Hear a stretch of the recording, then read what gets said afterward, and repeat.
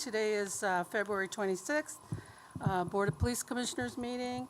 I'd like to call the meeting to order and ask for the invocation, who is going to be given by Jihad Taleb. Did I say that right? Yes, thank you. Taleb? Okay, All right. thank you. Assalamu alaikum. Peace be with you. So, again, I will be reciting the prayers in Arabic, then I will say the translation in English. Bismillah ar-Rahman. Allahumma innaka ta'lamu ma nukhfi wa ma nu'lin. فطهر نياتنا من الهوى وحب الذات واجعل خدمتنا للناس عبادة نتقرب بها إليك وذكرنا أن المسؤولية أمانة وليست امتياز. In the name of God, the most merciful, the most beneficent. O God, you know what we conceal and what we reveal. Purify our intentions from ego and self-interest. Make our service to the people a form of devotion to you, and remind us that responsibility is a trust, not a privilege. Amen. Thank you. Amen. Thank you. Could we, Madam Secretary, have the roll call? Madam Chair, Commissioner DeWalsh, Present. Commissioner Woods, Present. Commissioner Bowman, Present. Commissioner Camille, Present. Commissioner Carter is excused, Commissioner Ivy, Present. Commissioner Jones, Present. Commissioner Morris, Present. Commissioner Watts, Here. and Commissioner Williams. Present. 9 present, Madam Chair. Thank you, Madam Secretary. At this time, I'd like to ask if there's a motion to approve February 26th agenda, today's agenda. So move. Support. It's been moved by Commissioner Woods, supported by Commissioner Jones. Is there any discussion? All in favor indicate by saying aye. Aye. Opposed? The motion carries. Thank you. Next, can I get a motion to approve the minutes of February 19th, 2026? So move, Madam Chair. It's been moved by Support. Commissioner Jones, supported by Commissioner Woods. Is there any discussion? All in favor indicate by saying aye. Aye. Opposed? The motion carries. Thank you. And now, can I get a motion to approve the closed session minutes of February 19th, 2026 regarding Sergeant Anthony Williams? Madam Chair, your mic. Put your mic. Couldn't hear me? Yeah, I feel like it's not working right. Okay, thank you. Hers is working. Okay, let me try that again. A motion to approve the closed session minutes for February 19th, 2026 regarding Sergeant Anthony Williams. So move. Support. It's been moved by Commissioner Woods, supported by Commissioner Jones. Is there any discussion? All in favor indicate by saying aye. Aye. Opposed? The motion carries. And now, can I get a motion to approve the closed session minutes for February 19th, 2026 regarding Sergeant Denise Wallet? So moved. I'm Second. sorry. Was it Bowman? Okay, Commissioner Bowman made the motion, Williams second. and it's seconded by Commissioner Williams. Is there any discussion? All those in favor indicate by saying aye. Aye. Opposed? The motion carries. Thank you. And then I also need a motion to approve the closed session minutes of February 19th for Police Officer James Coursey. So move, Madam Chair. Commissioner Jones made the motion. Support. Support by Commissioner Ivy. Any discussion? All in favor indicate by saying aye. Aye. Opposed? The motion carries. Thank you. At this time, Madam Secretary, could we have introduction of the staff, Chief of Police Staff, elected officials and representatives, and community leaders? Madam Chair, through the chair, present as of this time and registered are the following: Corporate Counsel Conrad Mallett, Janya Underwood, Drew Freeze, Felicia Tyson, Teresa Blossom, Mary Barber, Candace Hayes, Armesia Joshua, Dior Mathis, Supervising OCI Investigator Hiller, Katrina Patillo, DPD HR Director, Our interpreters today are Rebecca Stuckless,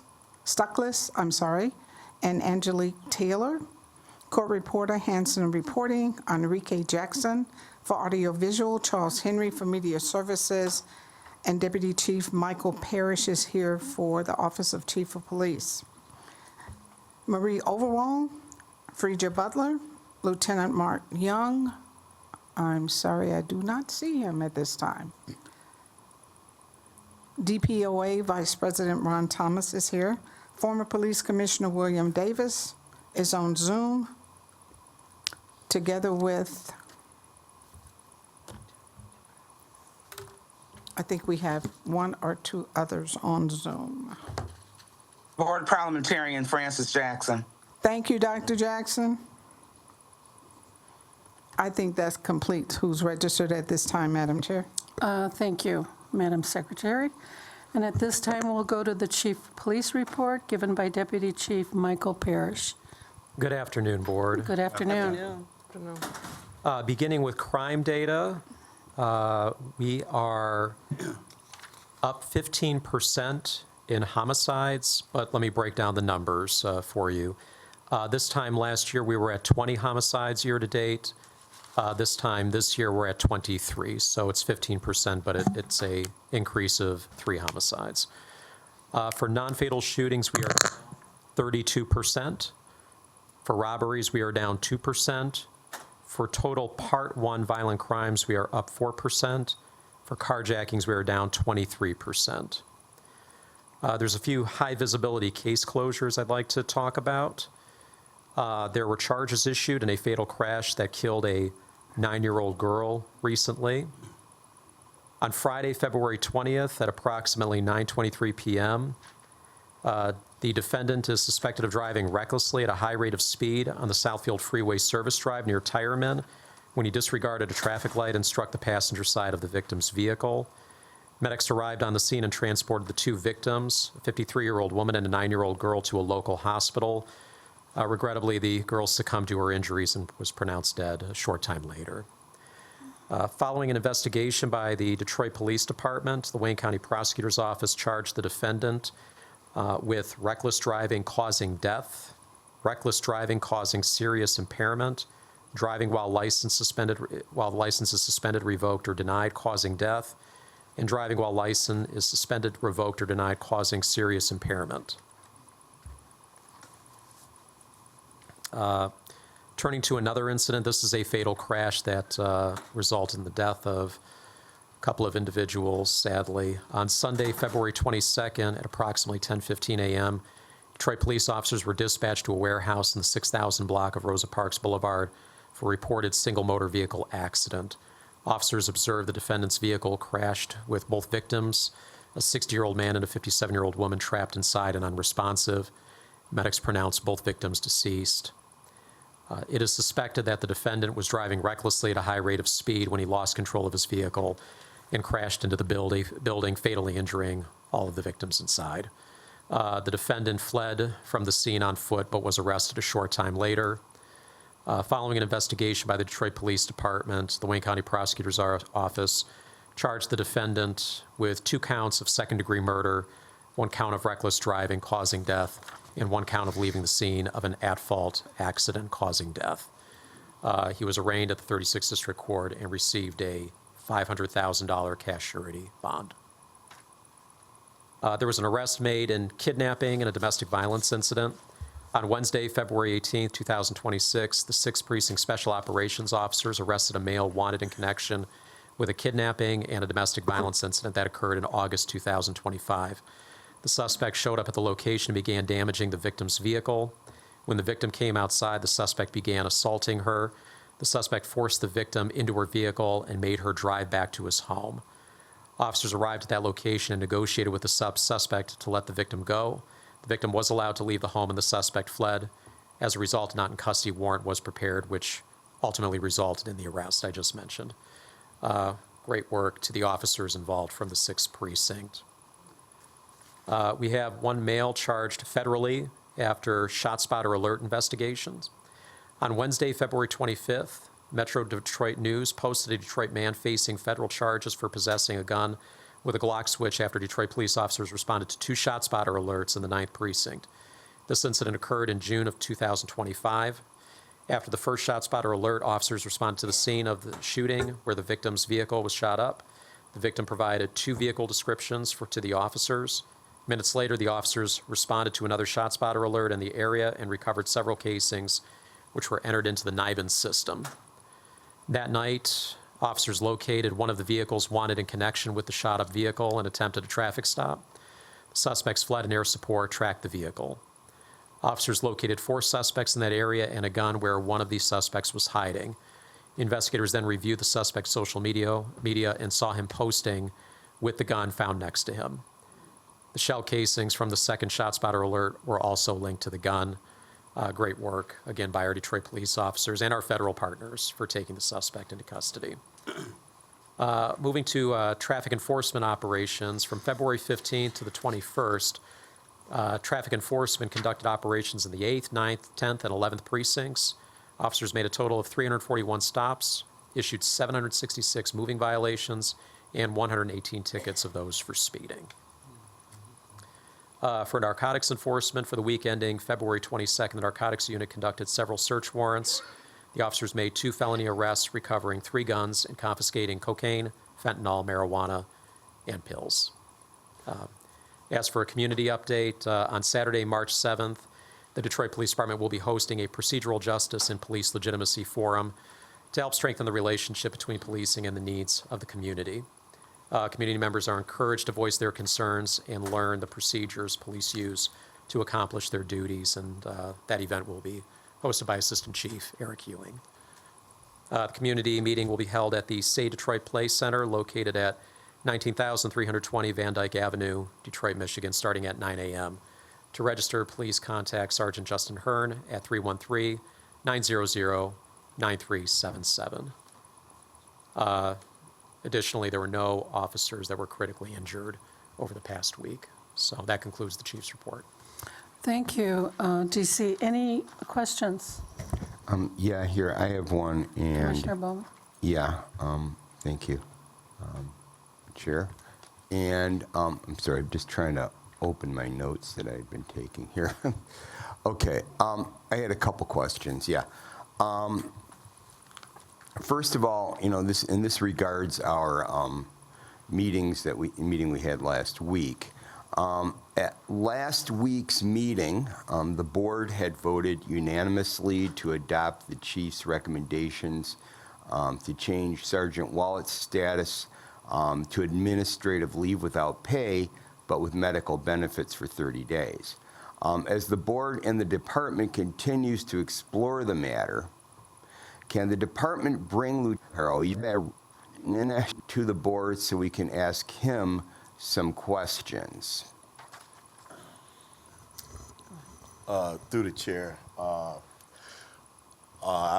would refer that to the corporation counsel to see if that, we don't want to put names out there if there's an investigation, whatever, and things of that nature. So, Okay, will it require subpoena powers? So, Chair,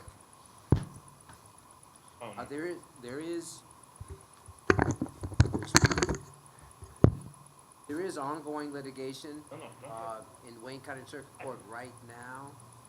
This particular lieutenant's name. I don't think have that's not- working because we Yeah. can't. Okay. You have to keep his finger off of it. Madam Chair, Yeah. my light isn't You- on as well. you could try to talk without pushing the button. Don't push the button. Oh, don't push the button. Yeah, right, Okay, yeah, very there you good. go. He's good. There is ongoing litigation, Madam Chairperson. I have not seen this particular lieutenant's name on the witness list. Commissioner Bowman, this particular litigation, I don't think is going to be particularly protracted. It is a temporary restraining order. If you could modify your request so that after this litigation has been concluded in Wayne County Circuit Court, then you would be able to make the request for that person to come forward, I think, unimpeded, at least by the litigation. At that point, I am sure Deputy Chief Parrish, there's an ongoing internal affairs investigation, or has that been completed? No, there are still 2 pending investigations, one for each member that was discussed, and the lieutenant's role will likely be a factor in those investigations. Okay, so not likely to be protracted, through the chair. Speak into the- I'm sorry. May I continue? Yes. So by not protracted, how long are we talking about? I mean, So for the Wayne County Circuit Court litigation, I would say that would be done in a week, because it's a temporary restraining order. So it's not like there's going to be a trial. Either it's going to be granted or it's not. It will depend on how soon the judge wants to make a decision whether or not to grant the order or not. Okay, I can revisit this in a week then.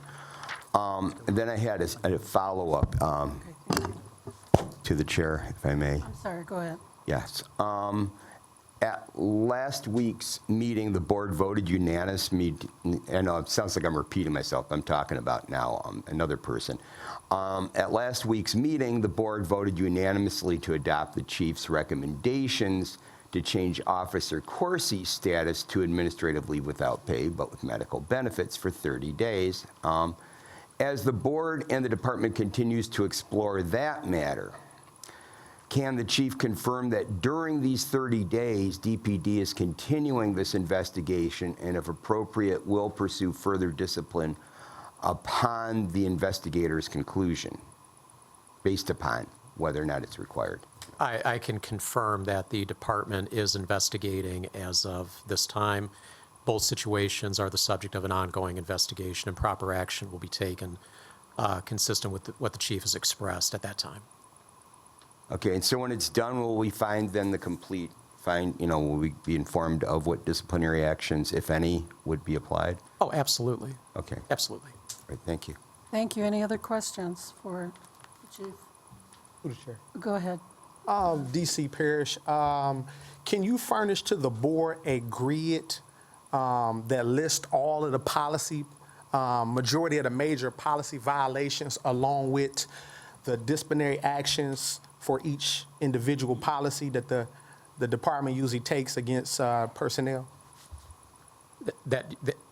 The personnel that Commissioner Bowman was referring to, or personnel in general? So, like, example, if we come across there's a OCI investigation and there's a complaint sustained of an officer turning off their body camera, so there's some sort of grid that says, hey, when an officer does this this violation, when this violation is committed, this is the consequences for that. Do you have a grid with the violations along with the disciplinary action that the department usually take for each one? I understand the question, Commissioner. Thank you. We do have a disciplinary matrix, and that I can certainly share with you. The only thing I would advise the board on is that the union has not agreed to the application of this disciplinary matrix, so it is really just a tool that we use.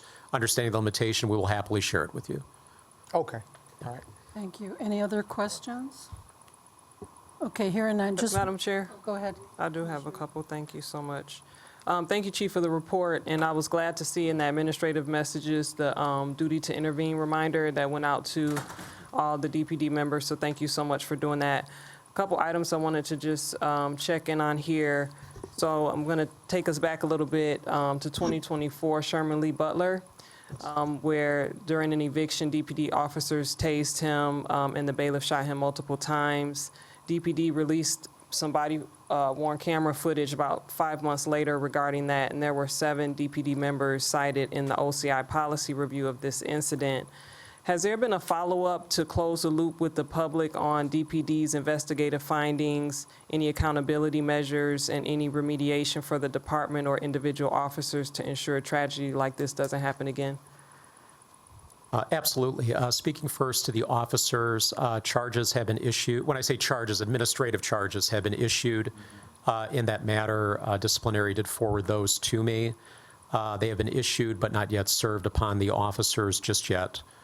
So discipline is forthcoming against at least some of the officers involved, and because it's discipline, I'll keep their names out of the public record for now.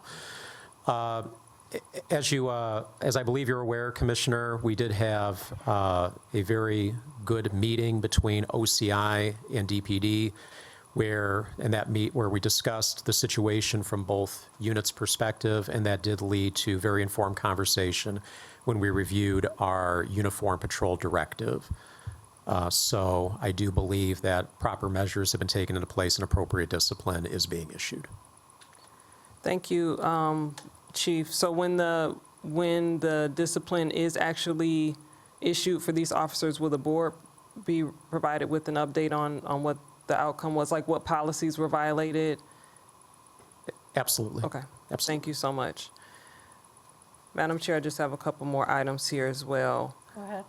So in addition, we know it's been an ongoing conversation where the public has been, some members of the public have been demanding that DPD not collaborate with ICE. And in response, DPD has repeatedly communicated that DPD doesn't do immigration enforcement.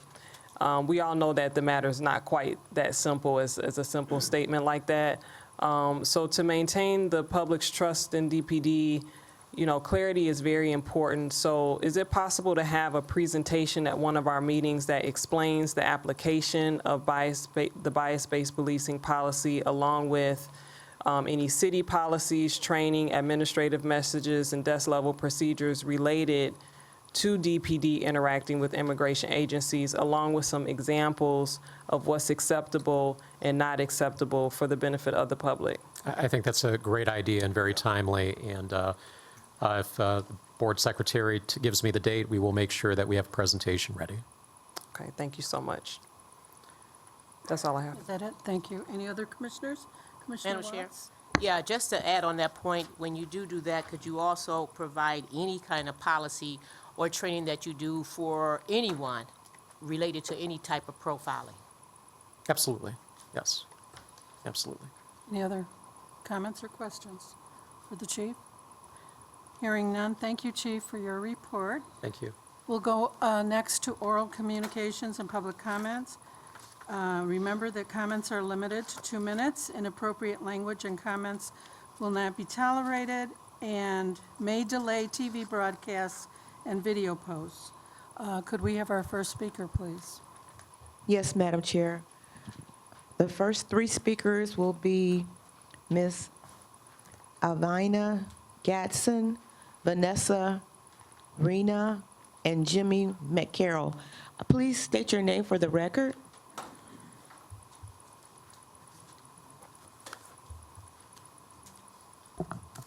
Alvina Gatson. Oh, go ahead, proceed, please. Okay. Good afternoon. My name is Alvina Gatson. I'm an innocent, God-fearing, law-abiding citizen. Despite that fact, I live in fear daily for my personal safety and my very life itself at the hands of rogue undercover police detectives who, due to a false narrative the police created, are surveilling me and watching my every move, even inside my apartment.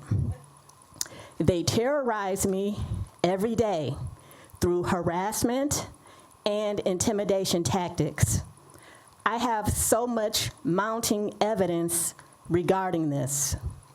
One example is causing my cell phone battery to suddenly deplete down to 0%, and the battery saver option becoming unavailable. So I have no cell phone service for days at a time. They even did this on Christmas Day. What if I needed to call 911? Much more serious than that, they have set traps for me to fall and hurt myself. They know I was diagnosed a few months ago with osteoarthritis of the spine.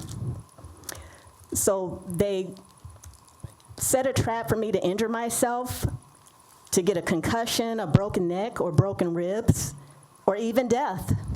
The motive?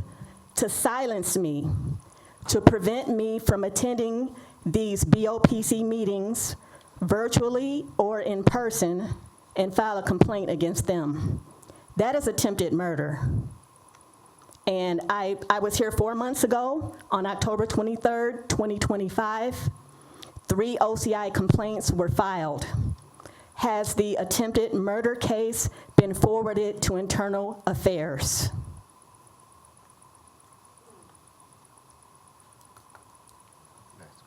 Thank you. Next speaker.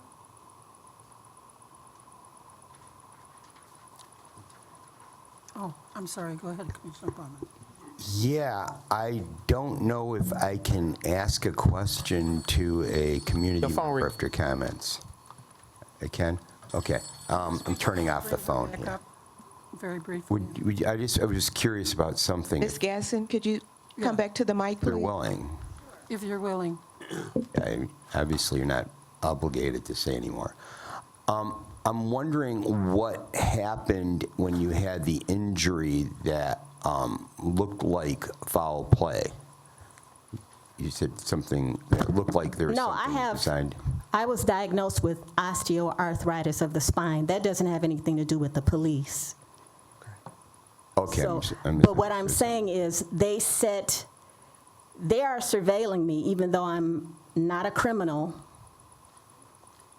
And they're at my apartment building.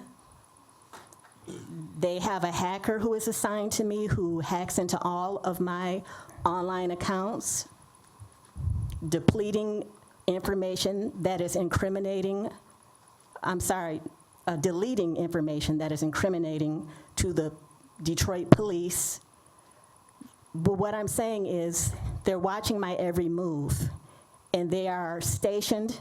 There are undercover officers, detectives stationed at my apartment building, and they watch me from inside of my apartment on hidden camera. They've even watched me showering. I'm through the chair. Can I ask you? Commissioner? I was, in a similar question, I'm wondering what has alerted you to that this is happening? I mean, what things let you reveal that you have been hacked, and why is it evident to you that the hackers are connected with the DPD? There are so many things. I'm on my laptop Through the daily, chair. and Excuse me, finish your Oh, answer. certainly. No, finish your answer, then. well, I had to start documenting it because I wasn't aware at first why are random people taking my picture, and as I walk down the street and things of this nature. And I was in a homeless shelter a few years ago, and I was friends with another resident there. And her landlord called me like a year later. We weren't even friends anymore. And he asked me if I knew of her whereabouts because she had left her belongings after her lease ended, and she never came to get them back after a month. That was very alarming to me. And although I hadn't spoken with her in over a year and we weren't friends anymore, that got my attention. So I was very concerned. And I let the landlord know we're not friends. I haven't spoken with her. I don't know of her whereabouts. But I had to pray about it. I'm a Christian. I had to ask the Lord, why are people taking my pictures? And then putting two and two together, the police think I have something to do with if something has happened to her, which obviously something must have happened. But I'm not a criminal. I don't commit crimes. I'm afraid of guns. And it's hard for me to articulate everything that I've been through being on the spot like this, but I have created a document. I have been keeping notes because I have to. This sounds crazy, and it should. And I'm the one that's going through it. Okay, madam, did that answer any of your questions? But no. I have no further. Okay, I did not answer your specific question. I do apologize. okay, that's all right. We just need to have Commissioner, I put in OCI. 3 OCI reports And, on. excuse me, ma'am. OCI will give you a response to their findings. When it comes to attempted murder, we have no jurisdiction there to investigate any type of attempted murders. And OCI would give you a response as to anything else. So we have to go to the next question, though. Madam Chair, Okay, go ahead. we have a representative in the room from OCI, though. Can we have them just follow up with her on the status of her cases? I'm sure that they're doing their job. Yes. Do we have someone here from OCI? Because that was 4 months ago. I Could haven't you- heard anything. Could you also spend some time getting more information with, I guess they're not hearing us on this. CI, okay, there we go. All right, now we can go, our next speaker, please. Hello, my name is Vanessa Reyna, and I'm just going to read a little note that I was writing that I wanted to turn into maybe the police chief or someone. And that sounds very bizarre, what she just said, but I've experienced some things myself, so it may be related. And I wrote this letter, and it says, when this letter reaches you, I was hoping to turn it into a police chief or something. I hope that all is well with you and yours. I am Vanessa Reyna, the mother and legal guardian of Amanda Prowse Smith, an inmate at 5301 Russell Street, Detroit, Michigan, and her inmate number is there. I am writing to inform you that although funds are available for Amanda to make phone calls, she's often unable to, as her tablet needed to place calls isn't always working properly. When I call inmate information number and others, including yours, the police chief, I get a recording that states the mailbox of the person you are calling is full. It is important to know that Amanda, my daughter, should be able to speak to people that love and uplift her to keep her mental health up.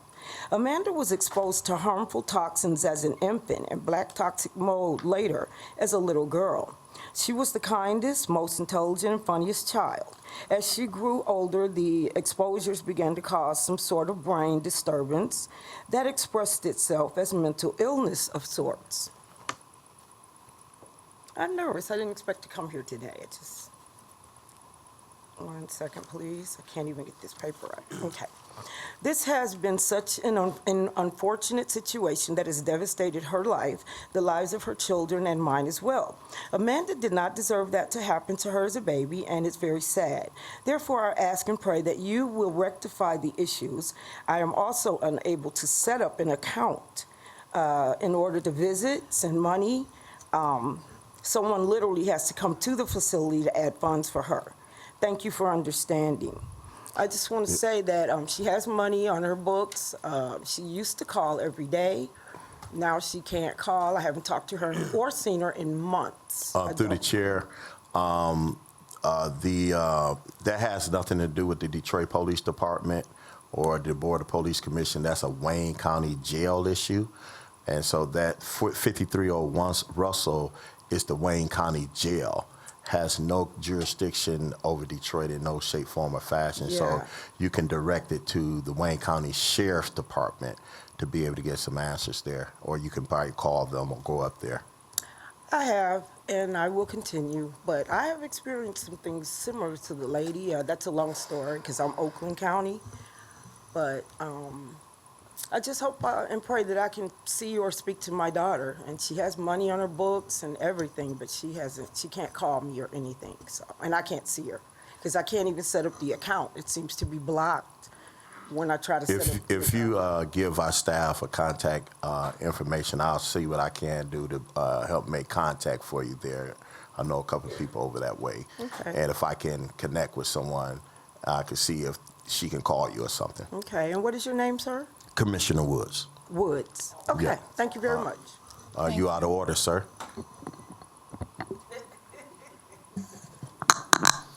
Mr. Jimmy McCarroll. Next speaker. Good afternoon. Good afternoon. Good afternoon. I attended these meetings twice about a month ago. I was trying to get this complaint resolved before the deadline. I got the letter that I received last Monday. Anyway, this happened in 2024. This was a raid to my home. Y'all took my guns. I got served at the precinct. I finally found out the officer that took my complaint, because I came down there so frustrated that he said, calm down, Mr. McCarroll, you on body cam. I need you to be on body cam. And when he was taking my complaint, the team, the officer that came in while he was taking my complaint, he called him, one of our officers in there and said, did y'all do a raid on Tacoma Street on 48205 area? He said, yeah, about an hour ago. So I turned my head back and he saw it was me. He said, I'll be right back, Mr. McCarroll. I'm about to bring you your warrant now. I didn't receive it at the house. It wasn't just DP. It wasn't just the Detroit Police Department. I had a good relationship with the knife for a long time. I will. I got a video on my phone if y'all willing to see it. You can see your department actions. Not only did they tear my house up and took my guns, because if I do that to anybody else in the community, it'd be a crime on my behalf. Like I said, my complaint was denied.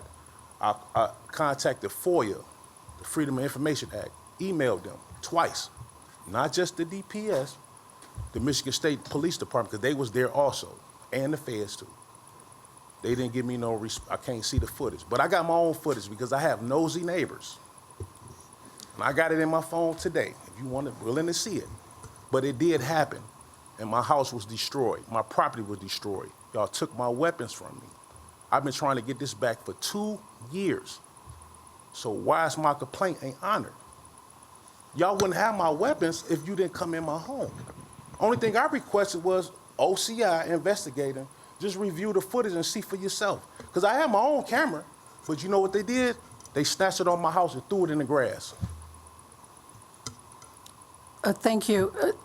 DC, is there someone that maybe can follow up with them? Miss Holmes, Jessica Hunter. Okay, your time is up, and- sir. We're going to see if we can get someone to speak with you. Okay. Yes, Can I get my guns back, please? We're going to see what we can do. Could I have one of the officers take his full name and phone number, and I'll make sure that it is looked into if it already has not been resolved. All right, thank you. Next speaker? Our next three speakers will be Ms. Williams, Ronald Foster, and Mr. Smith. Then we'll go into Zoom.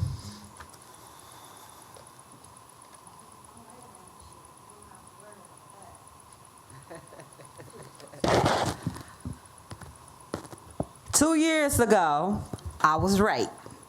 But see, the thing about this is, before the police came out from the 8th Precinct to Providence Hospital, my statement had already been taken from an officer who used to be on the Detroit Police Department. He said, Miss Williams, if they don't get this stuff together, you can sue their effing butt. He said, because I'm the first one to make this report. They came out and had cameras on, first of all. But the bottom line is, I sit up here and I listen to this. These are facts. This we all harsh our police officers. And it's on the Detroit Police Department. Facts. So I live where ex-offenders live. Like I said, if the FBI, Miss Kim Worthy, want to know where they at, they start coming out in the morning at 3 o'clock in the morning to go to be an officer with these fake names. And there's other properties, but they move sure on 1440. But check this out. I kept on trying to figure out how they coming into my apartment. I don't get half anything. And yes, I have weapons, and my weapons are in my real lane. They coming through a vent. This week, checked her daughter so bad, I heard the conversation. She said, didn't I tell you to leave her the F alone? Now, these are officers that threatened to kill me, but you all act like it's all good. That, like they not even on the Detroit Police Department. Make this make sense. And it's to confirm who is. Her fake name. Now make that make sense. Facts. You all sit up here like it's all good. We got ex-offenders on the Detroit Police Department. Constantly, you violating the Constitution. You want to get upset because ICE, they not doing their job in complying to the Constitution. Don't be mad, because the Detroit Police Department not either. You need me. Was talking. He was on a radio station saying, it's #1 protocol, safety is first. He shouldn't have never shot Allen 6 times. It's a way to do your job. Thank you. Next speaker?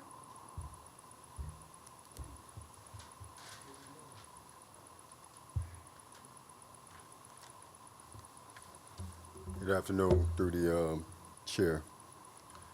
St. Mark 3:27, it reads, "No man can enter into a strong man's house and spoil his goods, except he will first bind the strong man, and then he will spoil his goods, spoil his house." And so you guys are in a position of authority. A lot of our citizens are complaining.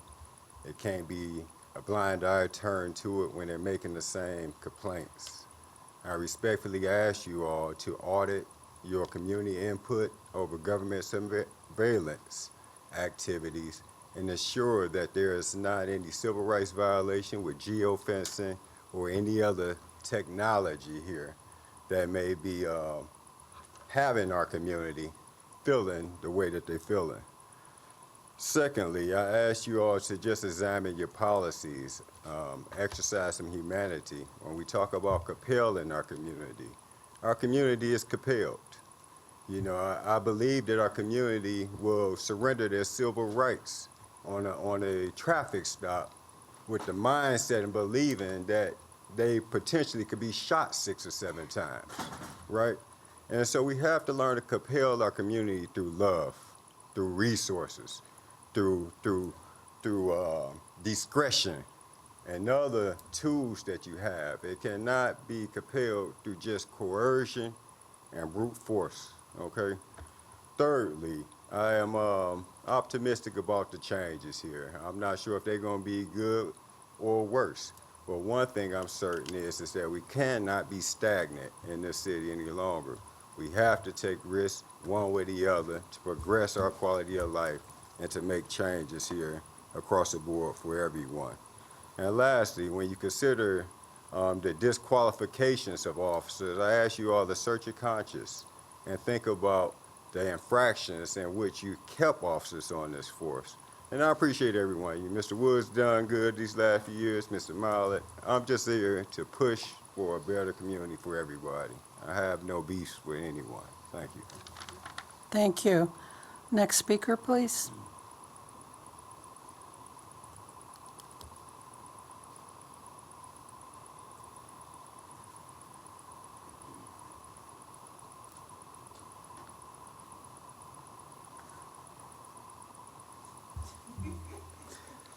I just want to play a little clip. I played it before, but Jadante Smith for the record. Let's see. No, this is just this is so corrupt. In the city and both at the federal level, I'd take the help, but it would depend on who the money is coming from, because all money is not good to me. Certain people I wouldn't accept. Oh yeah, no, I wouldn't ask you. I know, man. I mean, the bottom line is that, you know, there are jobs that come up in the city of Detroit all day long.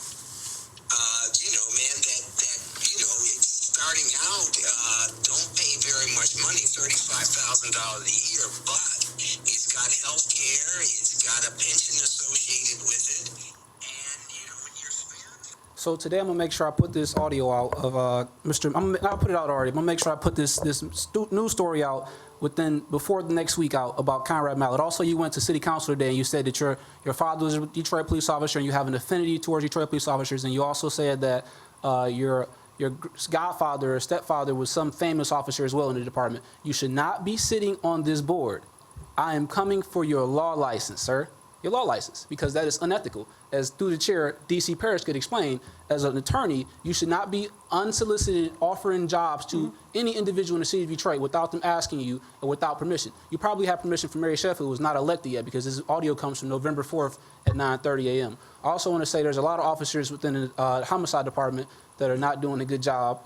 It's just very interesting how this board is being usurped by your power, and you're also taking over the board of ethics. I hope that seat you're sitting in is hotter than hell. You also got the black elite in the city of Detroit through the chair also mad at me. I could give sugar honey iced tea. I don't care about none that they have. You guys can't bob me, can't break me, can't shake me. And to Commissioner Woods, you are terrible. Also Commissioner Williams, Lavish, you are also a felon on this board, and you cheated to win your seat. I'm gonna bring that lawsuit the next time I come, and I'm gonna make sure I do a story about you as well, because you cheated. Gloria Height did not ever sign your nominating petitions.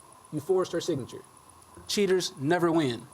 And y'all can't touch me, can't silence me, can't do nothing to me. Thank you, I'm Mr. coming for Smith. your license. Thank you, Mr. Smith. Our next two speakers in the audience will be Claudia Cooper and Miss Bernice Smith.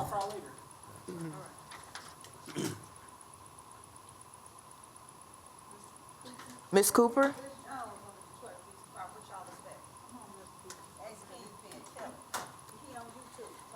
I wasn't ready. I thought you were going to Zoom. Claudia Cooper. On June 13th, 2024, there was a wellness check, at a family member's home. Their remains were found. And what I really just want is to find out where the case is. I've been contacting the officer that was supposed to be in charge. There's no email, the voicemail set up, and just want some closure. So if there's someone here that I can talk to. Officer back there. Officer behind you. And if you want to Thank finish you. your time, you're done. Excuse me through the chair. I'll Okay. yield my time to someone else. That's all I need. Thank you. God bless. Thank you.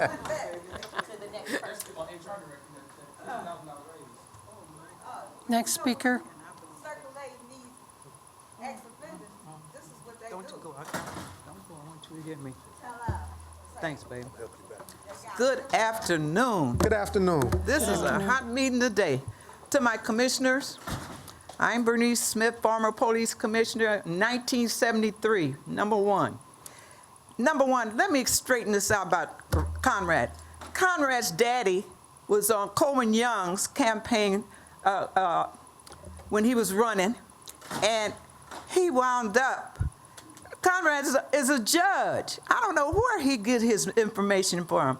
He was formerly a judge down in the state judge, right? Am I right or wrong? Yes, ma'am. So how you gonna be telling somebody they don't have no law degree? Oh, that's all right.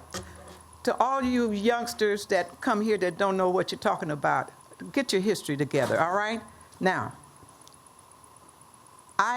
you made me forget what I was gonna say. Doggone.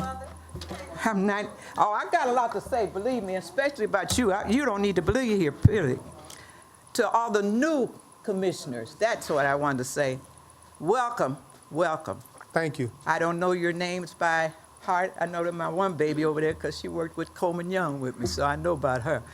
But to the rest of you, welcome to our commission. You were gonna...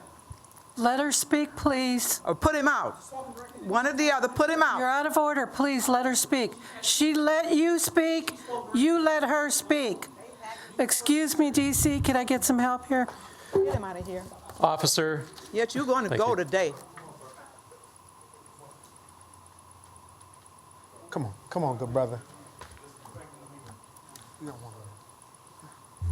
Okay, Madam Chair, has there been a finding by the board that this individual is disrupting the business of the board and the board's business cannot carry on? Yes, Yes. sir. Officer, remove Mr. Smith from the room. That's an order.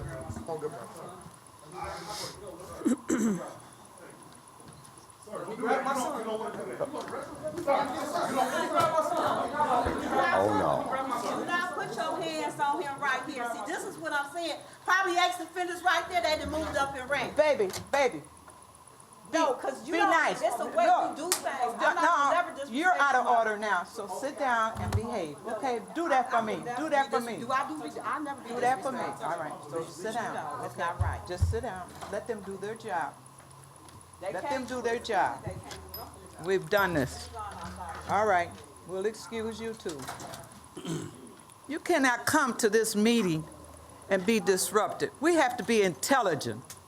I'm 93 years old, and I still know what politeness means. So please, when you come to our meetings, be polite with each other. Now, I'm going to hurry up and get through. I wanted to talk about the two police that I feel as though that our chief did a good job. He always does a good job. I love him dearly, just like he's my son. But the fact is, when the police feel as though that they can't do their job, call your supervisor. Do not call any ICE or anything that don't belong to our city. You're the one that's take care of the business of our city. Thank you. Our police. We're going to give her a few more My time seconds up? because she was disrupted. Yes. Our police, I love them all. I respect them all. And they're doing their job. Once they put that uniform on, they're protecting all of us. But we don't seem to understand that. They took an oath, and that is to protect us when they go on their job. And we got to respect them. If they do wrong, we report them. That's what we do. And I felt as though the two should have reported to their superiors instead of calling the ICE people. They don't have anything to do with our city. They shouldn't be here. We have been intelligent enough all these many years to take care of our city. So I beg the people, behave and don't do the things that you should not do. And to the new members, welcome, welcome, welcome. I do not know you personally, but you seem like you're going to do a good job. So keep up the good work, and may God continue to bless all of us in this room. I thank you. Thank you. Next speaker. Madam I'm Chair. sorry, Commissioner Bowman. I just wanted to comment, while I share your sentiment, I just wanted to be clear that it was Border Patrol, not ICE, just as a factual matter. Yeah. Right. Thank you. Next speaker. Madam Chair, we're going to go into Zoom. Our next speaker will be Ms. Tara Brown.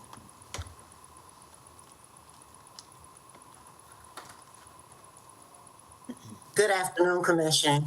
Commissioner DeWalsh, you need to get control of your meetings. This is chaos. Every week is chaos in the audience. It's just chaos at your table. Like, you are the chair, ma'am. When Scotty Bowman is asking a question and it's directed to the police chief or the police, that's not for your co-chair or your whatever Darrell Woods is to be answering. When questions are directed at Conrad Mallett, that is not for him to jump in and answer. Part of the reason people come here and act crazy is because the board is acting crazy.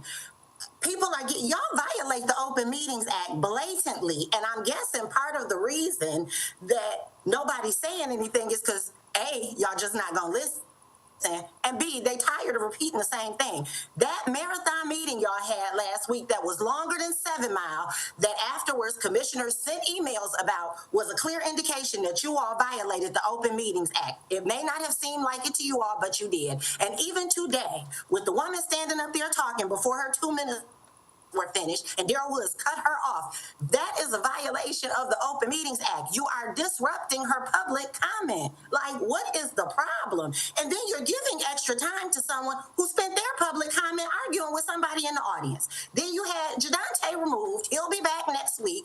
Again, the only thing that was missing tonight was Rue, and I'm wondering where he's at. Again, this meeting is in constant chaos. There are social workers on the DPD staff, and I know it is not their job to police the audience, but maybe y'all should have one sitting there, because we keep having more and more people from other planets showing up at this meeting, prolonging public comment.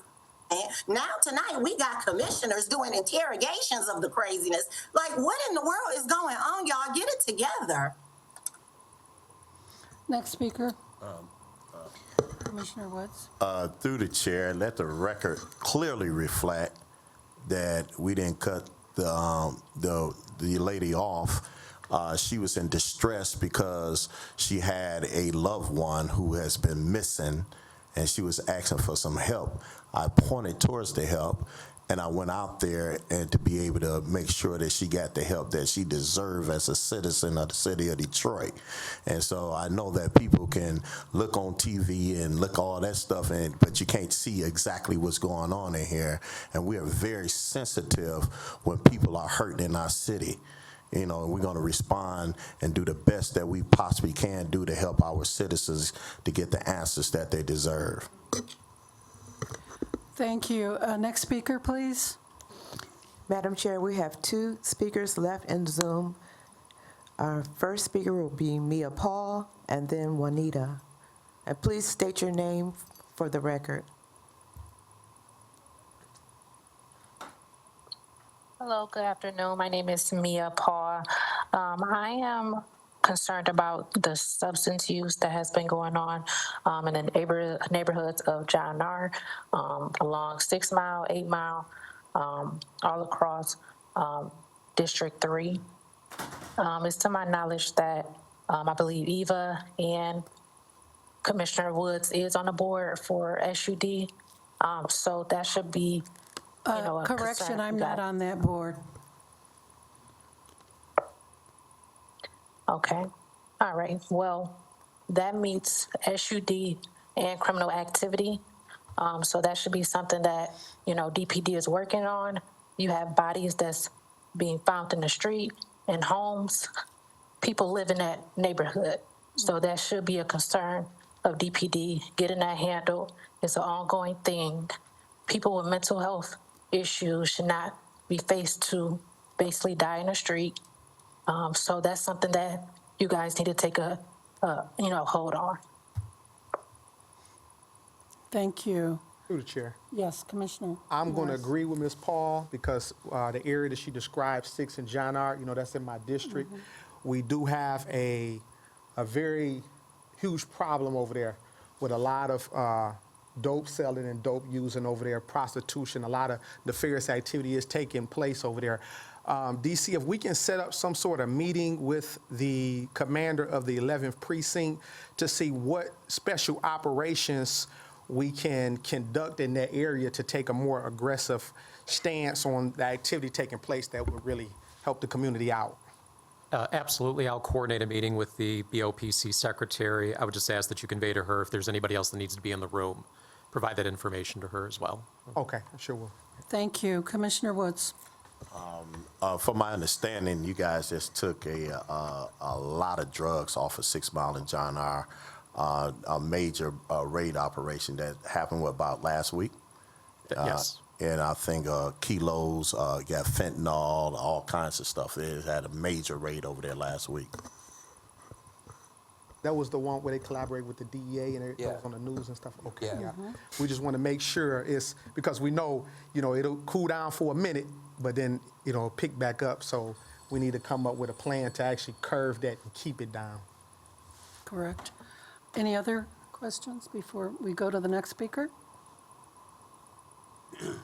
Our last caller, Juanita. Joanna from the Littlefield Eden Block Club. I just want to say good afternoon to all commissioners, my Commissioner District 7, Commissioner Camille, hello. Thank you for the resources that you have provided me with. They have been so helpful. I just want to say too, if anyone is in the second precinct, in the audience, we definitely could use traffic officers after 6 p.m. All through the night. It's a lot of speeding, drug activity on Eden and Littlefield, as well as Chalfont. A lot of speeding, so we just could use some traffic officers in the second precinct, not just the 8th, 9th, and 10th. And y'all got me scared to come to these meetings. They too, y'all gangster. We got, it's just too, I want to bring my son. It is kind of chaotic. So I agree with Ms. Brown on some of the stuff that she's saying.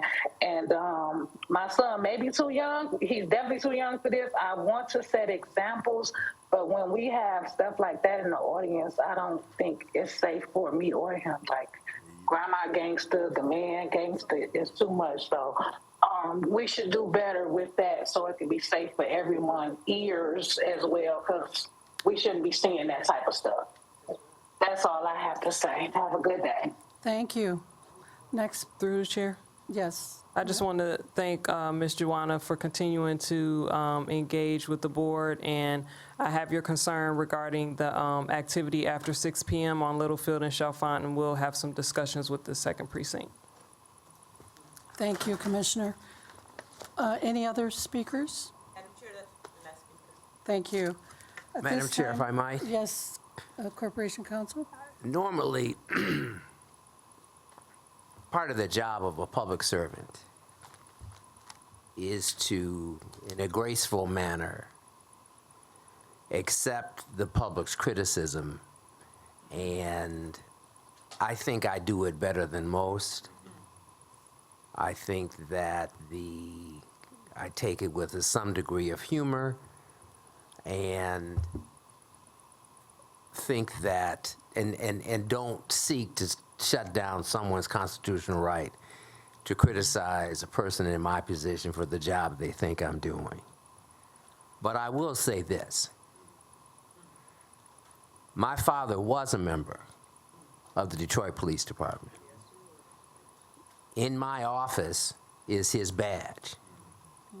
Frank Blunt was one of my father's best friends and someone I consider to be my godfather. Frank was legendary as a black police officer inside DPD. When my father and Frank started, he was the either 6th or 7th or 7th or 8th black police officer on the force. That does not create a conflict for me, but I am connected by both spirit and tradition. My sisters and I describe ourselves in our official biographies. My sister Veronica is a doctor. My sister Lydia is a retired corporate human resources executive. But our bios all start out that we are the sons and daughters of Detroit public school teachers and consider ourselves to be public servants. I did not come by that by accident. As I indicated, my mother, school teacher, my father eventually a school teacher, but started out coming back from World War II as a Detroit police officer. So that doesn't disqualify me from being a member of, from doing the various jobs that I've done. Doesn't disqualify me from providing what I think is thoughtful counsel to this police commission. But I just wanted to be clear that in this case, I felt like I had to respond only because I'm extraordinarily proud to be Conrad Mallett Jr. And I'm extraordinarily proud to have in my life a strong, focused, ethical black man like Frank Blunt. We talk a lot of stuff about what we need from our young men and what we need black men to be doing with their children. I'm the beneficiary of strong black men raising me to be the man that I am. And I just want to be sure that none of the police officers who knew my father, none of the police officers who worked for Deputy Chief Frank Blunt think for a minute that I have forgotten who I am and where I come from. That's all. Thank you.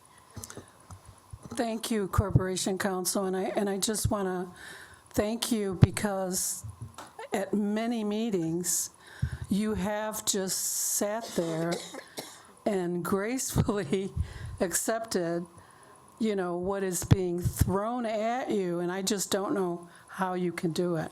I would not be able to. But thank you for that clarity, and what a beautiful history. Thank you. With your family. Thank you. And Ms. Smith, just to clarify, he was a Supreme Court justice. Chief Justice. Chief Justice, so just to clarify, not just a judge. Right. Thank you. So we're, our next item, we have two presentations, and our first presentation is going to be the Detroit Police Department proposed fiscal year 27 budget by Mr. Nazarko, Assistant CFO. Thank you. Good afternoon, Madam Chair, Honorable Board. I'm here today to present just the fiscal year 2027 budget request, Madam Chair, because the quarterly report, I believe, has been postponed upon our discussion the other day at the Finance Committee meeting. So today I will go and present at a high-level overview the DPD's budget request for the fiscal year 2027. In the documents that have been provided to the board and in this presentation, we are going to talk about the fiscal year 2027 budget baseline, budget timeline, new initiatives that are contained in this budget, summary of revenues and expenditures for the upcoming fiscal year 2027, a number of positions requested, and the grants that are part of the budget fiscal year 2027. Just a quick overview as to how the budget process works. All departments must submit a balanced budget, and when I say all departments for the city of Detroit, including DPD, that is based on long-term fiscal sustainability and based on the revenue streams. In other words, the city of Detroit, including DPD, cannot spend more than what we bring on the revenues. Departments work with their agency CFO, DPD with me in this case, to prepare the budget submissions within the required timelines that are imposed by the charter or by the state law. For the fiscal year 2027, outcome budgeting appropriations track safer neighborhoods, vibrant and beautiful city, economic equity and opportunity, efficient and innovative operations, and effective governance. Furthermore, on the budget timeline, we start working on the budget, DPD starts working on the budget in any given year around the month of August. Continues on into September, and then by October, Office of Department of Financial Services receives the department's requests and reviews those requests with the chief's office during the month of October. Then, at the latest by Thanksgiving, ODFS submits the budget request to the budget office. Budget office reviews department's budget submissions and compiles the overall city budget. DPD presents and receives approval of the budget from BOPC, which is tonight's meeting and presentation. And the mayor presents her proposed budget to the city council in March. This year will be on March 9th that Mayor Sheffield will propose to the city council her budget for the fiscal year 2027. Continue with deadlines. By February 18th, the budget director submits to the mayor, as I mentioned earlier. By April 8th, so mayor submits to the council on March 9th. By ordinance is March 7th, but because March 7th falls on a weekend, March 9th is the next day. By April 7th, city council completes the review of the budget and the consideration. And by April 8th, the city clerk submits city council approved budget to the mayor. The mayor has 3 business days after April 8th to return the budget as approved by the city council or to veto their budget. And the bottom line is that by April 30th, if there is back and forth between the mayor and the council, by April 30, the budget director, under supervision of the CFO, submits the approved budget to the FRC.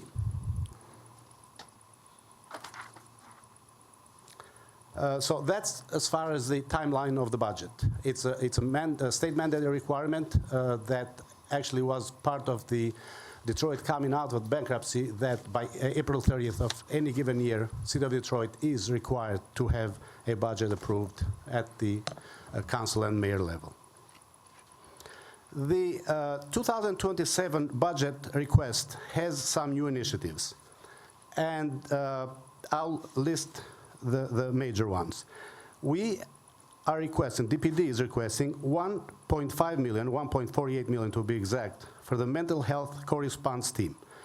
This is a program that is currently funded by ARPA dollars. Another $1.1 million is a supplemental request to continue the code enforcement team, which also is currently funded by ARPA funds. $336,000 for bomb suits, $127,000 for geosystem scanners, which are mobile mapping tools for accident investigation. We are requesting also $1.25 million for Grand River toll lot improvements and another $800,000 for raid vests. Next slide, please. This slide shows the summary of the revenues and expenditures for the Detroit Police Department for the fiscal year 2027. On this slide here, there are 4 funds. So Detroit Police Department does the activity, accounts for the activity in 4 major funds.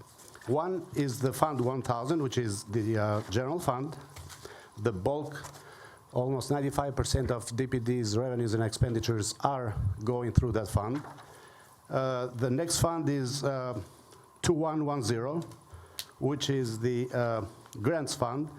Then is the forfeiture fund, 2601, and then is the toll fund and the so-called 911 operations that are accounted for in Fund 3921. The total revenues that DPD expects to receive in the fiscal year 2027 amount to $113,335,730. That's a total revenue broken down as follows: $92.6 million in general fund, $6.8 in the grants fund, $867,000 in forfeiture fund, and $13 million approximately combined in toll fund plus 911 operations. Expenditures, on the other hand, amount as follows: general fund, $454.6 million. Grants fund, $6.8 million. Forfeiture fund, $996,000. And toll fund and E911 operations, $13 million. The bottom line is that the total budget request for DPD for the fiscal year 2027 is $475,496,432. This slide, the next one, which I'm not going to go over all the items, but basically breaks down all the funds that I mentioned, the 4 funds in the previous slide, between salaries, or among, I should say, salaries, wages and benefits, non-personnel operating, and capital and equipment acquisition. So the bottom line is, again, $475.5 million is the total requested budget for DPD for the fiscal year that starts on July 1st, 2026. At the bottom of this slide, we are showing the full-time employees that are requested via this budget. Fund 1000 is requesting total of 3,465 employees, combined uniform and non-uniform. Grant funds, another 40 full-time and 1 part-time position, so half-time. Forfeiture fund has 7 employees, and the positions rather, and the toll fund and E911, again, combined 99 employees. The total number of employees requested, personnel requested via this budget is 3,611 full-time and 1 part-time position.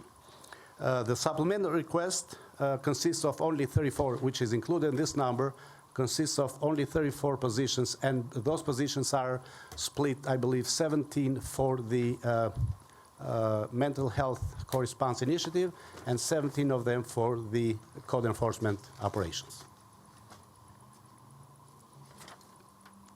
On the next slide, we are breaking down the total positions by the uniform and non-uniform. So the total budget request for non-uniform is 866.5. Then uniform is 2,711 positions.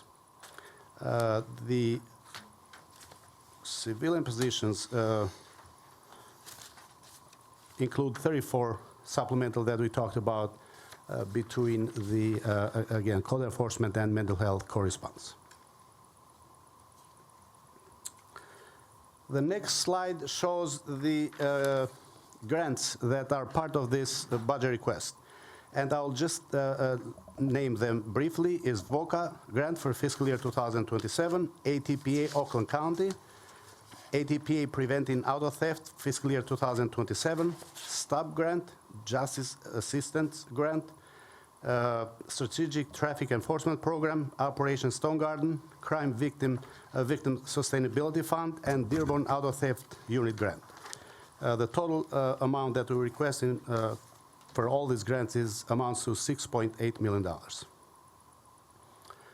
And this, Madam Chair and Honorable Board, is the high-level overview of the DPD's budget for the fiscal year 2027. I would be happy to answer any questions you may have. Before I ask for your vote, because I hope that at the end of this, we have a vote to approve the budget. As I said, the mayor is going to present to the City Council on the 9th, and DPD or BOPC normally should have the budget request approved by that time. I did respond to one question that came up during our Budget Finance Subcommittee meeting, and the question pertained to the 10 additional employees for the communications operations. As I indicated in my response, those positions have been, that request has been withdrawn, and Chief Bedison has indicated that, yes, those positions are necessary to continue the operation, to help the DPD's operations. However, he is going to look for alternative solutions for that, and namely from vacancies or retirements within that particular department. Therefore, they will be budget neutral, so their request is not going to change the total dollar amounts that is in front of you today. Thank you, Mr. Nazarko. Are there any questions for Mr. Nazarko? Madam Chair. Go ahead, I have a Commissioner. question. Thank you, Mr. Nazarko, for taking that request back to the chief that we discussed in the committee meeting, and definitely appreciative of the chief looking for ways to look across the department and gain some efficiencies to make sure that communications is properly staffed without increasing the overall headcount by 10. So I'm trying to follow the dollar amounts on that change.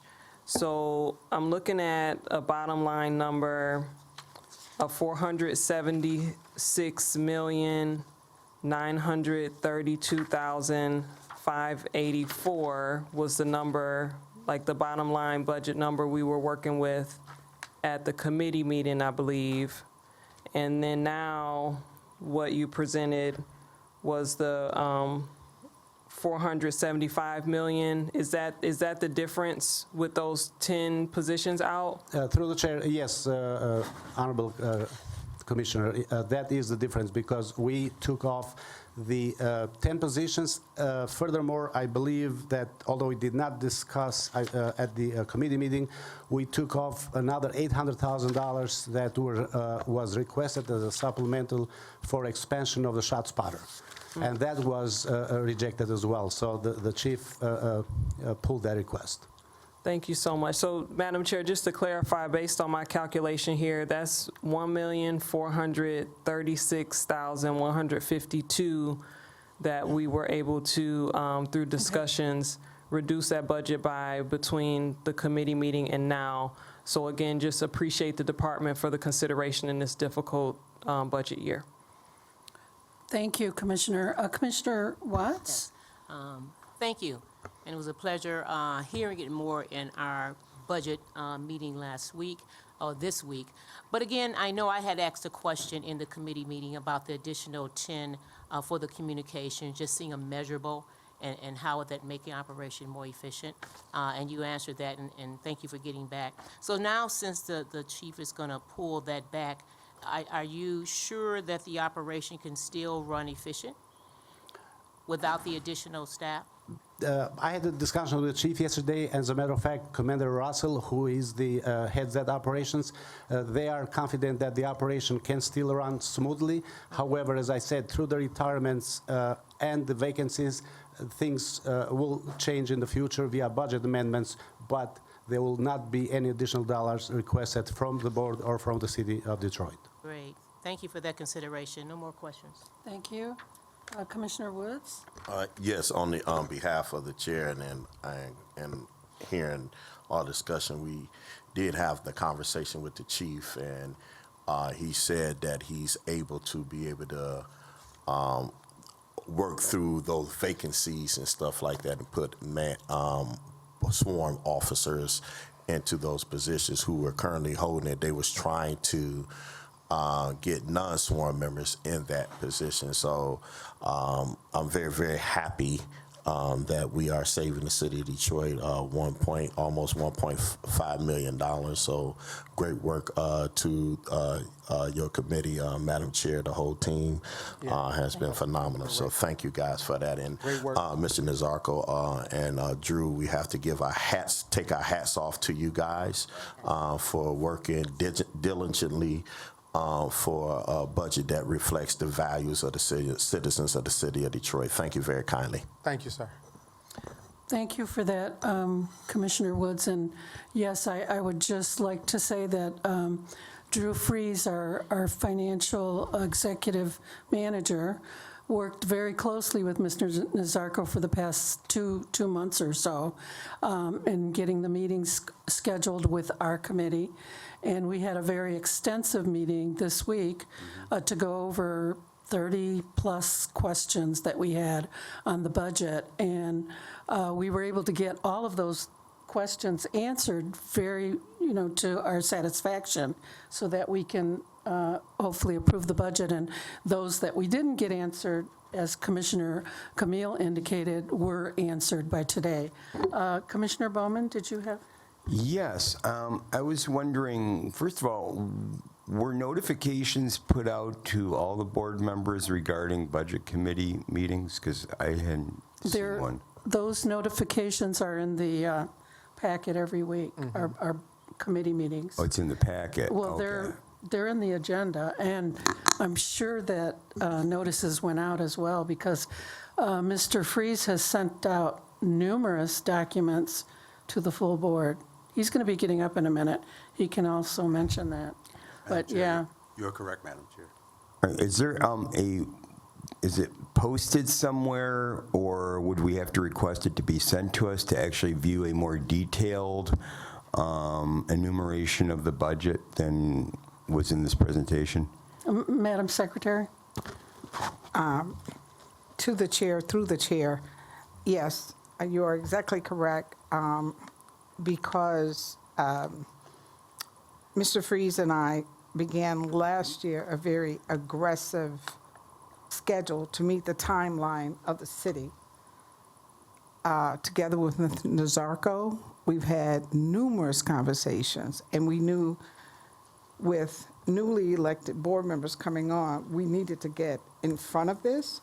And so I know we started well before October, sending messages, and we continued even correspondences and communications that was sent before the new board was seated, almost weekly.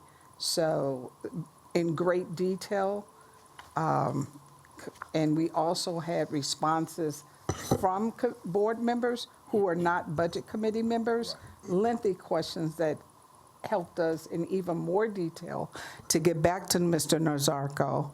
And we pushed hard with each other to get all the responses, which then, as the chair has said, the committee meeting was announced. The committee met this week in great detail, probably almost 3 hours, according to the chair, budget chair. And today we have before you even yet again additional responses that the committee and other commissioners who attended that meeting in great detail what they requested. And so you have before you today the high-level presentation together with all the inquiries of the board members that were made, sir. Madam Chair. Thank you. Any other? Yeah, but the answer to my question, how may I get a hold of this? I'm sorry? He would like a detailed budget to look at, yes. correct? Me as well. I did, in fact, bring one copy. So that which was printed off, the detail, which the committee reviewed, is also electronically. But if you would like to have this copy, Actually, I prefer the electronic copy. I'm sorry? Electronic copy he'd like. Electronic copy, this is from that. It's in your email from, where's Drew? Help me, the last detail we sent was Through the chair. before Tuesday? I He's think? at the podium. Yeah. Commissioner Bowman, thank you for the question. An email was sent this morning at 10:41 a.m. Oh, this morning. that reflects Revised. the revised budget from Mr. Nazarko, as well as an exhaustive list of all inquiries and DPD's responses generated from this board, from community members and internal staff. Okay, I'm looking for it. Okay, Commissioner Woods. Yeah, Madam, Mr. Freeze, for clarification point, the budget was sent out much previously before then, but based upon Commissioner Keneal's and the chair of the Budget Committee and Commissioner Watts, who's on the Budget Committee, they had concern about that $1.5 million that we saving the citizens of the city of Detroit. So the revision was that commission for this morning, yeah. Okay. You know, so, but the budget had came out much prior to that. Right. Okay? So this one. Any other questions? Any other questions for Mr. Nazarko before he leaves the podium? Just a real quick question. I don't want to belabor this, but since it has been brought up by the public and by our commissioners with regard to the mental health initiative that we have with the department, you indicate there's a 1.48 million that we have budgeted for that program. I'm just curious, and I know that was funded previously by ARPA. Is that an increase? Are we from, say, the previous year before ARPA, or say before ARPA? Madam Chair, yes, that is an increase for the fiscal year 2027 compared to 2026. We call that a supplemental request. However, as a total for the city, though, because it's shifting now from ARPA funded to DPD, but strictly speaking of DPD's budget, that is an increase over the last year's budget. Okay, thank you. Any other questions? Hearing none, then thank you, Mr. Nazarko. We appreciate it. Thank you, Madam Chair. Our next presentation is going to be by our fiscal executive manager, Mr. Freeze. Through the chair and to this honorable board, it's nice to formally meet you all. My name is Drew Freeze, and I am the executive fiscal manager to this body. Hoping to see the presentation come up on the screen, but we will be sharing with you the BOPC budget actuals for the first half of this fiscal year, which is July through December. We'll also be looking at budget utilization of the BOPC budget over the last couple of years. And then my last slide is, again, speaking to the great progress made on the DPD budget review. Can we go to the next view?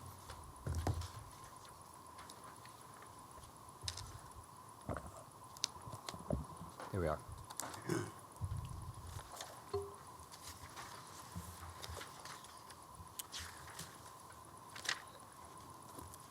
I got it. Yeah, if we could go to the next view, sorry. Oh, sorry. We'll go to the bar chart. Okay, so what we see here is the BOPC budget over the last 4 years. 2 years ago, we increased that budget by 21%.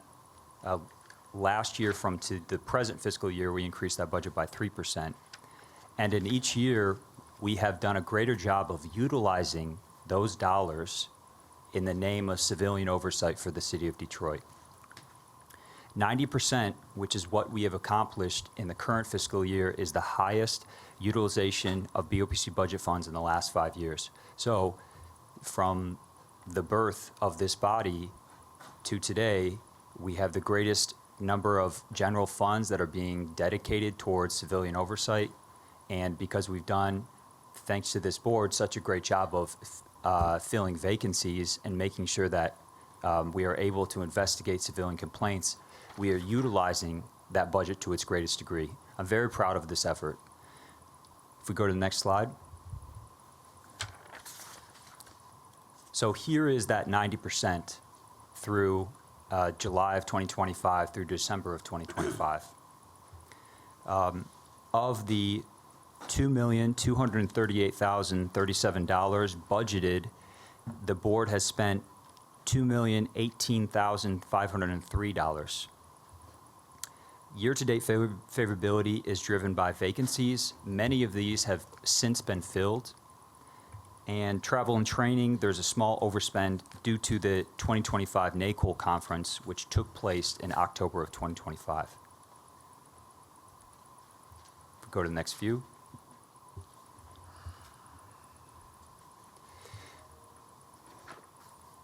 Finally, I want to conclude with, this is now the second year in a row where, thanks to Chief Beddison, the board has received the DPD's budget on a very favorable timeline.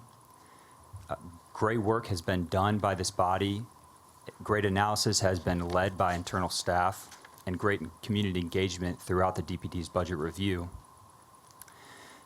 The BOPC Budget Committee met with DPD leadership on Tuesday.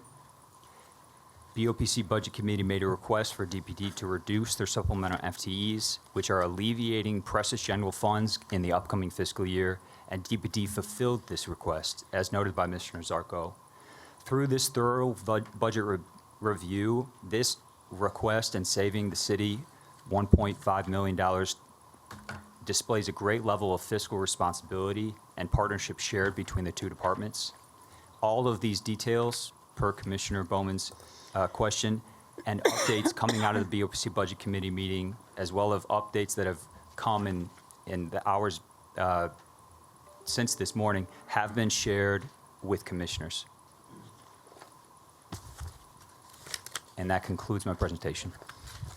Thank you, Mr. Freeze. Are there any questions? Madam Chair. Yes, Commissioner? Thank you, through the chair. Thank you, Mr. Freeze, for your work in this, and thank you for your responsiveness on additional analysis that's been requested throughout this process. Definitely appreciate that. If we can, I'm going to reference the BOPC budget actuals for Q1 and Q2. I just have a couple questions on here. Yep. So you mentioned that for the travel and training, so far, so we're showing overspending for that. So has that been corrected for the budget that's being developed right now for BOPC, where we're properly budgeting for travel and training, since the NACOL conference happens every year? Through the chair, thank you for the question. I view this not as something incorrect happening, but more of a gating issue. So this 18,000 that you see in the budgeted, that really should be half of the 82,000 that is for the full year. So relative to that, we should still be slightly overspent, because there's a great conference that happens in the first half of the year, and there's not a conference that the board travels to in the second half of the year. I will reach out to our partners in finance that allocate these funds across the quarters. But it's not necessarily an error in the way that we are planning for next year. It's more just a gating.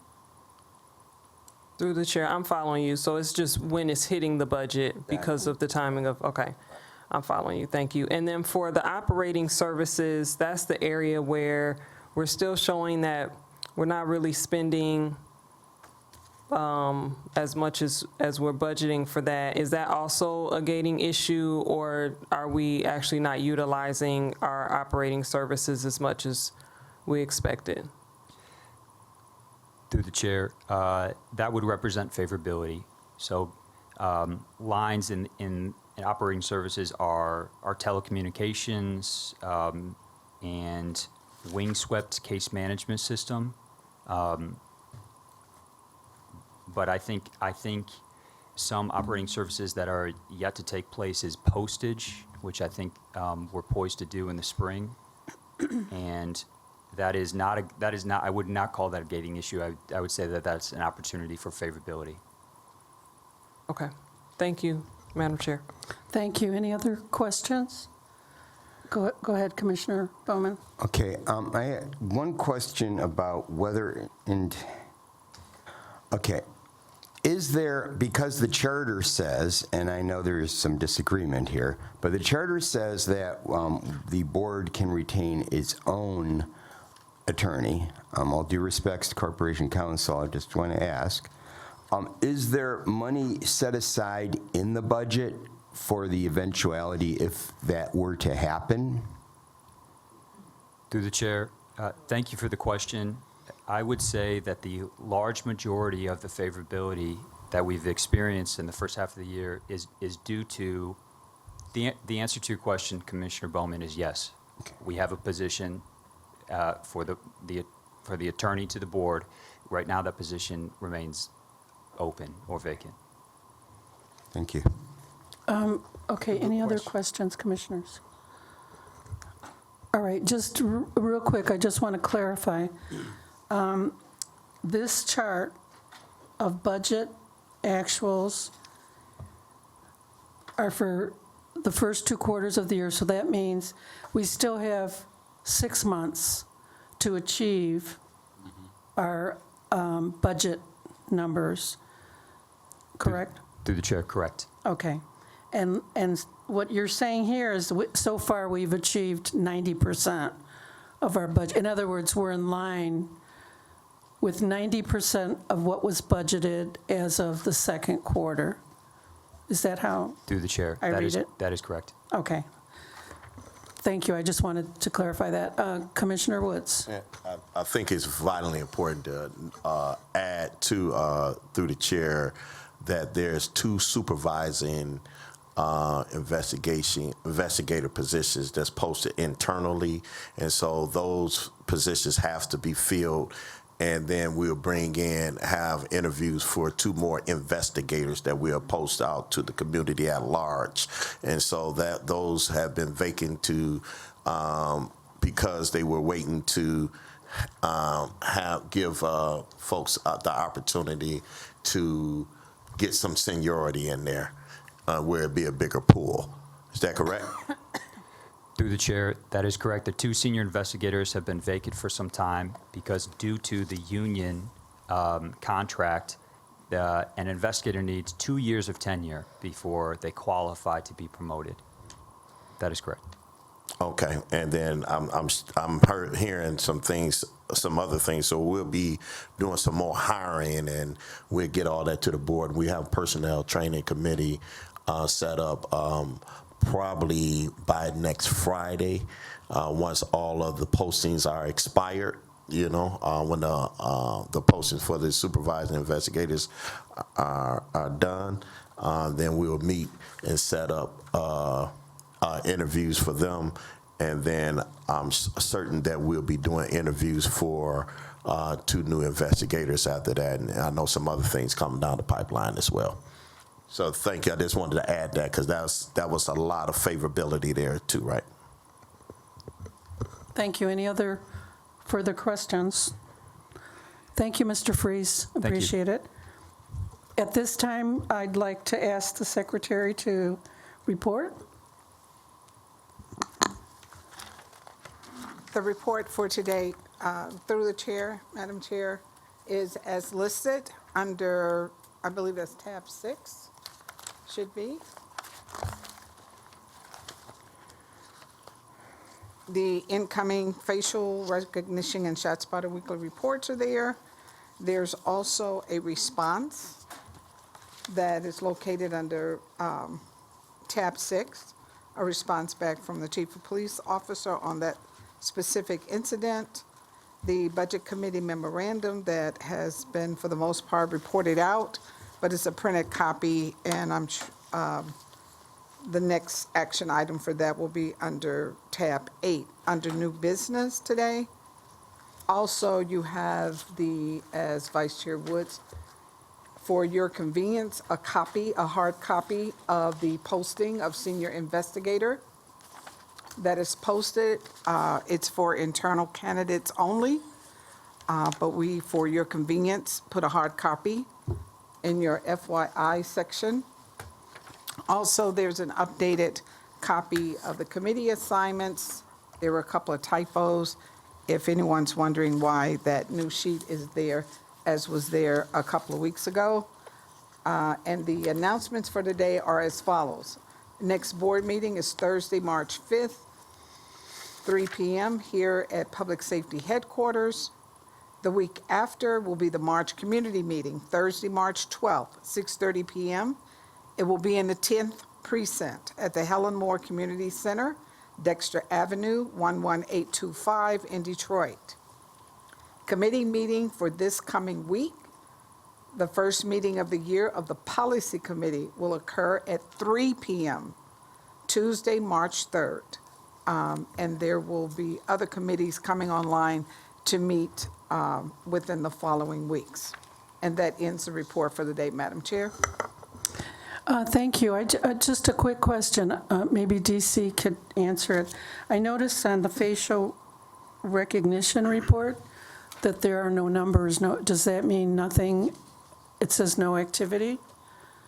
DC, if I may, the report we received on facial recognition after speaking to, is it Commander Russell? Yes. It has appeared several months where those specific areas, there was no report because there was no, if I may, activity in those areas. And that is correct. The facial recognition system has not been used.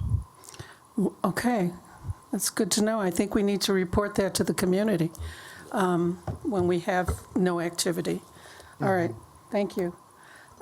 Next on the agenda, we have unfinished business, and it's a closed session pursuant to Section 8F of the Open Meetings Act, MCL 15268F. Candidate Eric Wright for the board to consider disqualified applicant appeal from DPD hiring process. So is there a motion to go into closed session? Madam Chair, I would like a motion to go into closed session to consider the candidate appeal of Eric Wright as well as candidate Justice Roberson. Okay, that was going to be the next closed session, so you're suggesting that we combine the two? Absolutely. Okay. And if I could just read that, it's closed session, this is the second one. Closed session pursuant to Section 8F of the Open Meetings Act, MCL 115-268F, candidate Justice Roberson for the board to consider disqualified applicant appeal from DPD hiring process. Go ahead. Yeah, I make a motion to go into closed session for Eric Wright as well as candidate Justice Roberson for the board to consider disqualified applicant appeal. I will support the motion. Okay, so the motion has been made by Commissioner Wood, supported by Commissioner Jones. Is there any discussion? Oh, okay, hearing none. All those in favor indicate by saying aye. Aye. Aye, opposed? Okay, we'll go into closed session in 3 minutes. Madam Chair. Madam Chair, this is the parliamentarian. Go ahead. You have to have a roll call. You're right, exactly. Go into closed session. That's right, okay. Well, it says here, majority vote required. That's what it says here for both of these. Now, is that wrong? Well, I will defer to Corporation Counsel, but I believe the Open Meetings Act requires a 2/3 roll call vote. But Corporation Counsel, please correct the parliamentarian if necessary. I agree. Okay, so we're going to have a roll call, and we'll have to make sure to correct this the next time, or for the record, that this was not a majority vote. So noted. Okay, could we have a roll call, please? Commissioner DeWash? Yes. Commissioner Woods? Yes. Commissioner Bowman? Yes. Commissioner Camille? Yes. Commissioner Carter is excused. Commissioner Ivy? Yes. Commissioner Jones? Yes. Commissioner Morris? Yes. Commissioner Watts? Stepped out. Oh, sorry. Commissioner Williams? Yes. 7 yea votes, Madam Chair. Is that It's 2/3. 2/3? Majority. I mean, 2/3, yes. Okay. 3-minute recess, please. As it relates to our closed session regarding candidate Eric Wright for the I'm sorry. Do we have to do a roll call back? Oh, yes. Madam Secretary, could we have the roll call?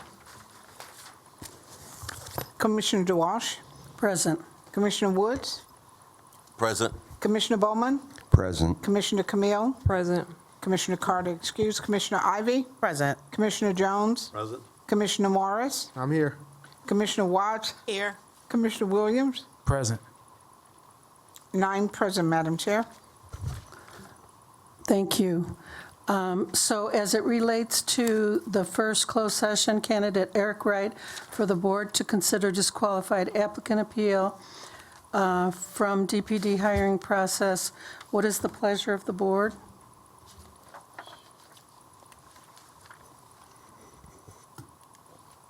Motion to accept the recommendation of the department as relates to Eric Wright denial. Support. A motion has been made by Commissioner Woods, seconded by Commissioner Jones. Is there any discussion? All in favor indicate by saying aye. Aye. Aye. Do we need a roll call? 2/3. So do a roll call. Yeah, okay. We'll do a roll call. Commissioner Go ahead. Woods, Yes. Commissioner Bowman, Aye. Commissioner Camille, Yes. Commissioner Carter is excused, Commissioner Ivy, Aye. Commissioner Jones, Yes. Commissioner Morris, Yes.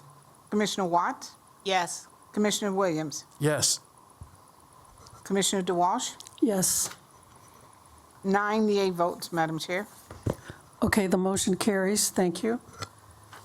As it relates to the closed session, our second closed session for candidate Justice Roberson for the board to consider disqualified applicant appeal from DPD hiring process. What is the pleasure of the board? Yeah. Commissioner Bowman? Yeah, I move to accept the chief's recommendation and deny the opportunity to apply again. Support. Okay, it's been moved by Commissioner Bowman, supported by Commissioner Watts. Is there any discussion? Okay, could we, Madam Secretary, a roll call vote? Commissioner Woods, Yes. Commissioner Bowman, Aye. Commissioner Camille, Yes. Commissioner Carter excused, Commissioner Ivy, Yes. Commissioner Jones, Yes. Commissioner Morris, Yes. Commissioner Watts, Yes. Commissioner Williams. Yes. 9 yea votes, Madam Chair. Thank you. The motion carries. Thank you all. We have one more item on the agenda under new business, and that is a motion. We need a motion for the Detroit Police Department proposed fiscal year 2027 budget. Madam Chair, I move that the Board of Police Commissioners approve the Detroit Police Department's budget request for $475,496,432 for the 2027 fiscal year. Support. It's been moved to approve the motion for the Board of Police Commissioners to approve the Detroit Police Department's budget request of $475,496,432 for the 2027 fiscal year. Motion made by Commissioner Jones and supported by Commissioner Woods. Do we need a roll call vote for this? No. Majority, right? Yes. Okay. Is there any discussion, further discussion? Hearing none, all those in favor indicate by saying aye. Aye. Aye. Opposed? Motion carries. Thank you all. Madam What Chair, is the pleasure? Madam Chair, Yes. the 2 items we discussed. Oh, that's correct. They'll be brief. That's correct. We have just 2 very brief items we want to bring to your attention. Thank you, Madam Chair. ahead, Commissioner. So in response to the killing of DeQuane Johnson by police in Grand Rapids, I move that the board draft an official statement offering condolences to the family and reiterating our commitment to Detroiters that we will work to create and uphold police policies and accountability that honors and preserves lives, civil rights, and dignity of all people who live, work, and play in Detroit. Again, that's for a draft to bring before the board for final approval. Okay, there's a motion on the floor. Is there a second? A second. I'm sorry, was there a motion? That was the motion. That was a motion. He seconded. I seconded Okay, that, yes. A motion was made by Commissioner Camille and seconded by Commissioner Bowman. Is there any discussion? I would just simply say, I don't think we needed a motion on that. I think it's just do the resolution, in the future and just bring it before the board to vote on. I don't think that required a motion, but I'm definitely 1,000% supportive of it. Madam Chair, this is the parliamentarian. Yes, madam. If the board wants a resolution that is the board's resolution, then you do need a motion. Any commissioner may have the authority to do whatever they want to do, but in order for it to be the resolution of the board, then the motion has to be made by the board, and the board has to approve that resolution. That's what I just said. Okay. All those in favor, hearing, no, any other discussion? All those in favor indicate by saying aye. Aye. Opposed? The motion carries. Thank you. Second item? Thank you, Madam Chair. I also move that an ad hoc committee be formed to review the BOPC bylaws and standard operating procedures to propose revisions to the full board for approval. I would like to ask Madam Parliamentarian, do we need a motion for that? To have an ad hoc committee set up, bylaws?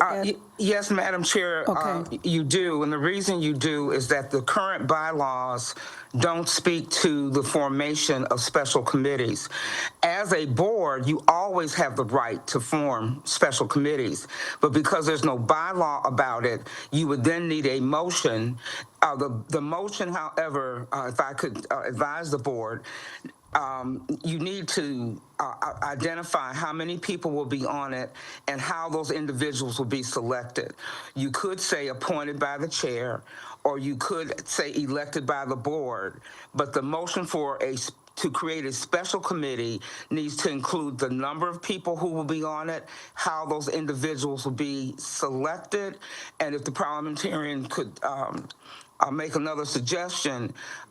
It would be, I think, advisable to include the parliamentarian as an advisor to that committee, not as a member, but as an advisor.